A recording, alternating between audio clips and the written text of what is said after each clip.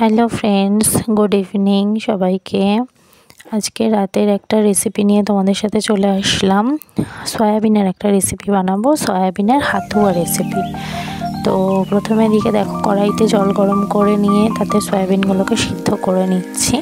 আর সয়াবিনের রেসিপিটা বানানোর জন্য পেঁয়াজ, আদা বাটা, রসুন বাটা, টমেটো, কাঁচা লঙ্কা আর খাসির চর্বি নেওয়া হয়েছে। খাসির চর্বি দিয়ে মূলত রেসিপিটা বানানো হবে। সয়াবিনটাকে সিদ্ধ করে নিলাম। সয়াবিনের রেসিপিটা বানানোর জন্য একটা বড় পাত্রে কিছু টমেটো নিয়ে নিয়েছি। এবার এটাকে হাত দিয়ে ম্যাশ করে নেওয়া হবে। যেহেতু হাতুয়া রেসিপি, সেই জন্য হাত দিয়েই পুরোটা বানানো হবে। হাত দিয়ে ভালো করে টমেটোগুলোকে ম্যাশ করতে হবে, যেহেতু টমেটোটা মাখিয়ে নেওয়া হবে পুরো রেসিপিটার সাথে। এর মধ্যে একে একে পেঁয়াজ কুচি দিয়ে দেওয়া হলো। এরপরে দেওয়া হবে আদা রসুন বাটা। ভালো করে পেঁয়াজ আর টমেটোটাকে ভালো করে মেখে নিতে হবে। দিয়ে দিলাম আদা রসুন বাটা আর কাঁচা লঙ্কা।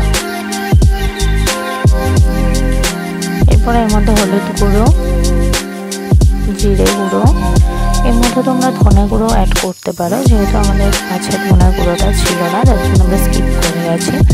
কাশ্মীরি গুঁড়ো লঙ্কা, আর তোমরা যে যেরকম ঝাল খাও সেরকম গুঁড়ো লঙ্কা ইউজ করতে পারো। দিয়ে দিচ্ছি গরম মশলা আর স্বাদ মতো নুন। এবার ভালো করে সমস্ত উপকরণ মেখে নিতে হবে।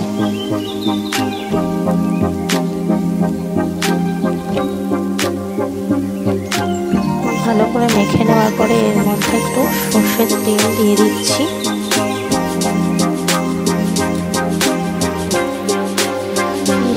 রেসিপিটা ভীষণ টেস্টি হয়। দেখো, সয়াবিন আমরা জল ছড়াতে দিয়েছিলাম, তো সয়াবিনের জলগুলোকে নিংড়ে নিয়ে উপকরণ মিশিয়ে দিচ্ছি।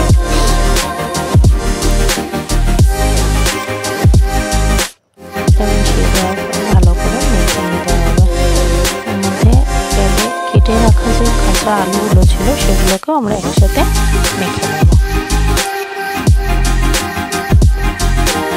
মেখে রাখতে হলো। এটা তোমরা 5 মিনিট রাখতেই পারো চাপা দিয়ে। তো আমরা এদিকে কড়াইতে তেল গরম করতে দিয়ে জিরে ফোড়ন, ওটা গরম মশলা দিয়ে দিলাম। তারপর খাসির চর্বিটা দিয়ে দিলাম।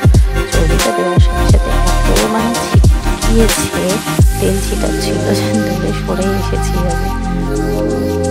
তো খাসির চর্বিটাকে একটু নেড়ে চেড়ে নিয়ে নিতে হবে। তেলটা তোমরা আন্দাজ মতো দেবে, যেহেতু চর্বি থেকে একটা তেল বেরোবে। চর্বিতে একটু নুন দিয়ে দিলাম। আর যে সয়াবিনের ম্যাশটা মেখে রেখেছিলাম, সয়াবিন আলু সমস্ত মশলাপাতি উপকরণ দিয়ে, সেটা কড়াইতে দিয়ে দিতে হবে। দিয়ে ভালো করে সয়াবিনের সাথে চর্বিটাকে কষিয়ে নিতে হবে।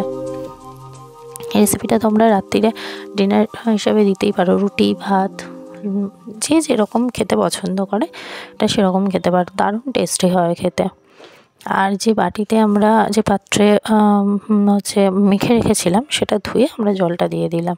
এবার তোমরা যেরকম অনুযায়ী তরকারির ঝোল রাখবে সেই অনুযায়ী এটাকে করতে হবে। তো চাপা দিয়ে দিলাম। চাপাটা খুলে নেওয়ার পরে কিছুক্ষণ চাপা দিয়ে রাখার পরে পুরো রান্নাটা নাড়তে হবে না, হালকা নেড়ে দেবে। নাড়ার পরে 15-20 মিনিট এইভাবে চাপা দিয়ে দিয়েই রান্নাটা করবে। আস্তে আস্তে চর্বি থেকে যখন তেলটা ছাড়তে শুরু করবে, দেখো কি দারুণ দেখতে লাগছে না? রেসিপিটা দারুণ হয়েছিল।